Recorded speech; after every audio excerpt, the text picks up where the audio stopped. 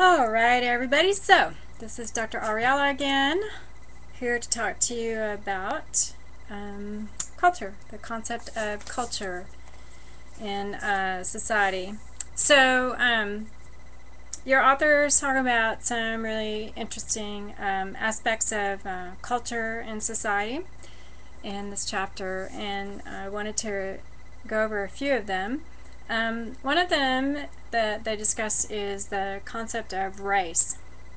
And here to tell you that even though we talk about it like it is, race is not a scientific concept. There's an article that I've posted in course information that gives you some evidence or information about why I say this, but race is not a scientifically defined entity or concept, and as your authors point out, although they don't make it explicit, it is a socially constructed concept. That means that we humans, for a variety of reasons, some not so good, not so bad, just depends on your perspective, of course, but we created this concept of race, and as your authors point out, it changes over time, not only on the census, but in everyday language and usage. So as people think about and talk about the concept of race, keep in mind that it is not a scientifically based idea, but rather something that we humans made up, and it doesn't have any factual information to it. So ethnic groups, we talk about ethnic groups as having more kind of factual basis because we can look at genetics as well as culture to give us some more information about who is part of an ethnic group. Now, one thing that's interesting to me and something that I thought about and you could think about too is the meaning of culture, the definition of culture, seems really broad to me, and sometimes I wonder, is it too broad? Does it encompass too much for it to be really meaningful? So, you can think about that if you want to, looking at the definition of culture and see what you think, especially as you continue to learn more about it and look at it.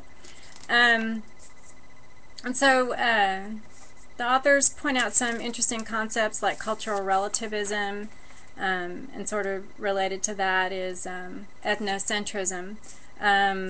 They also talk about symbols, and again the topic of symbols and language relates to symbolic interactionism. So as you're reading or as you reread the section on symbols and language, think symbolic interactionism, because that's pretty much the research on symbols and language is pretty much a symbolic interactionist perspective. I find the Sapir-Whorf hypothesis to be really intriguing, looking at how language influences how we look at the world. And this is one reason why, for example, feminists are so interested in language and changing words. Other people are too, but feminists have been doing that a lot, looking at how we label things and the kinds of meanings that people ascribe to those. So, for example, if you think about the word girl, and then you think about the word boy, and then you think about the word woman, you think about the word man, they have certain meanings in our language, and feminists have suggested that they're not always positive and that we can make some changes in those. People often mistake what a value is, and so it's helpful to review that concept. Norms. This is one of the norms are particularly interesting to me.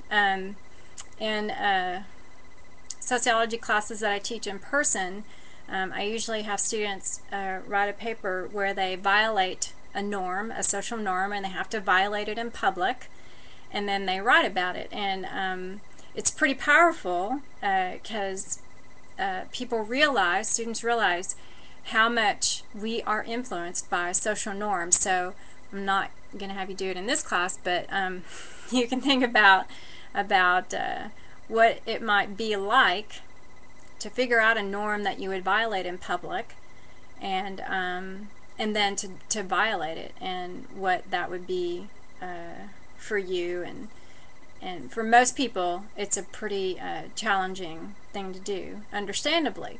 And it just reinforces how powerful norms are, and you know how norms are formed, how we learn norms, how we figure them out. You know, if you go to another country, then how do you learn what the norms are in that country, and how often people from other countries violate norms, and why is it that we are so trained or conditioned to follow them? So it's really a fascinating topic. Mores and taboos are related to norms, and then some of the research about those are pretty interesting. But norms, I think, are more interesting than mores and taboos. And don't get bogged down in the concepts too much. We want to have a good understanding of them, but really it's more about what they are and how they impact us in society than specifically what is a more compared to a norm. Some really interesting stuff. You get into subcultures and countercultures. These aren't necessarily cults, they're just subgroups of the major culture. And so it can be really fun to learn about these different subcultures and countercultures, and what they're like. We tend to stay in our little groups and interact with our social groups. We don't tend to step outside of those very often, and when we do some investigation about these, we can learn a lot. And so people have been doing research on for example, Michelle Fine has done some research on girls who are kind of in gangs, sort of, and what that culture's like. Girls who cut themselves, self-mutilation, and so different aspects of these subcultures and countercultures, and what those mean, what they're about. So some really fun concepts to get into, and to think about why people from other groups, other cultures or subcultures can be really, really different in a lot of ways, but pretty darn similar too. I think, for me, one of the most interesting concepts in this chapter on culture is norms, because they are amazingly powerful, just amazingly powerful. Encourage you to reflect on those, and just notice how much you engage in norms in your work, in your home, in the grocery store, driving on the road. I mean, in America, we don't drive on the left, we drive on the right, and so we follow these norms, and if we don't, sometimes bad things will happen. And anthropologists discover this a lot too.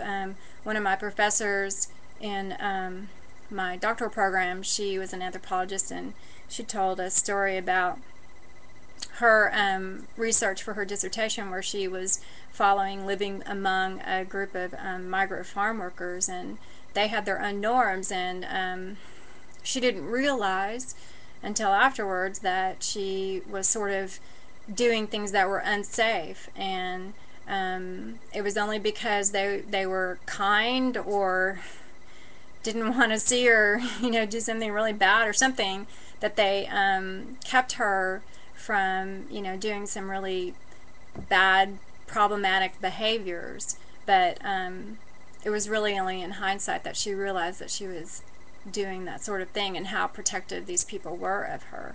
even though she was an outsider. So just really interesting stuff that we can learn from other people. All right, thank you for your time and attention.